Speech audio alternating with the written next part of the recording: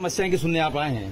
देखिए, जनपद अयोध्या और निवासी ये बाग विजयसी ये मोहल्ला है, जो वार्ड इनका है सीताकुंड। और यहाँ पर जो यहाँ के लोगों से हमें जानकारी मिली है कि लगभग 1955 में इनको पट्टा मिला था, और जिसकी ये पट्टे का कागज भी इनका है और ये रसीद जिसकी ये लगान जमा करते थे। और ये लगभग 2015 तक 1992 तक इन्होंने लगान जमा किया था, क्योंकि इनके नाम पट्टा था, ये जमा करते थे। उसके बाद इनको कहा गया कि आपकी लगान जो है ये माफ कर दी गई है। फिर ये इनका चलता रहा लगभग कब तक 2015 तक इनका कब्जा था, और उसके बाद में वो जमीन रेलवे के नाम कर दी गई। लेकिन ये 2022 में, जबकि यहाँ आने के बाद जो जानकारी मिली है कि लगभग 55 मकान जो माननीय प्रधानमंत्री जी की योजना के तहत उनको मकान बनाया गया है। और यहाँ जितने लोग भी हैं करीब 150 मकान है लगभग। क्यों भाई? 150 मकान है। इनका सबका बिजली का कनेक्शन है, और यहाँ पर प्रधानमंत्री योजना के तहत भी मकान बनाया गया है। अगर ये प्रधानमंत्री योजना के तहत मकान भी दिया गया और इनका काबिज भी है, तो किस आधार पर इनको मकान सरकारी बनाने को दिया गया? क्योंकि इनका कब्जा था, इनका यहाँ पर हक है।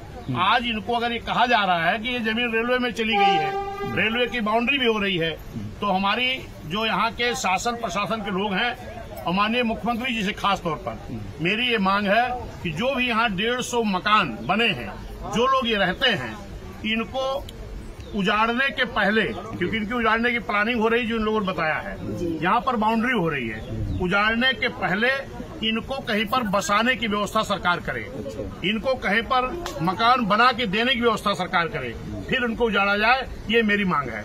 बाकी जो ये लोग हैं ये क्या कहते हैं, इसको आप इनकी जुबानी सुन लीजिए।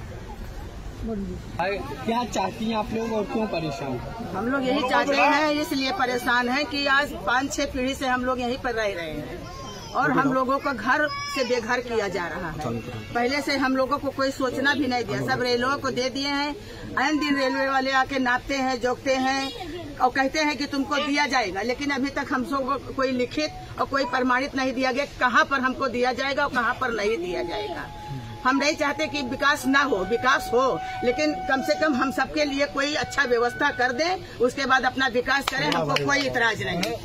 हमको कोई इतराज नहीं है, लेकिन जब हमारे बच्चे हैं, इतने लोग हैं, हम लोग कहाँ जाएंगे? हम लोग का अस्थायी कोई जगह नहीं है कि हम लोग यहाँ से छोड़ेंगे तो कहीं जाके बस जाएंगे। हम लोग का कमाना खाना, हम लोग की जन्मभूमि यहीं पर है।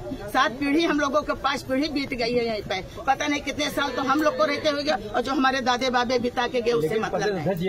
आए हैं आप बता के क्या कहेंगे? अब से हमको यही आश्वासन कि हम आपकी मदद करेंगे और आप लोग कोर्ट जाइए और कोर्ट से अपना मामला कोर्ट में डालिए। लेकिन आप लोग को जिस तरह से प्रधानमंत्री आवास मिला है, तो क्या वहाँ पे नहीं दिया रहा? क्या वो सब गिरवाने की साइड? सब गिरवा दिया है। अच्छा, हाँ। कितने लोगों को मिला था आवास? 55 लोगों को मिला है। 55 लोग हैं।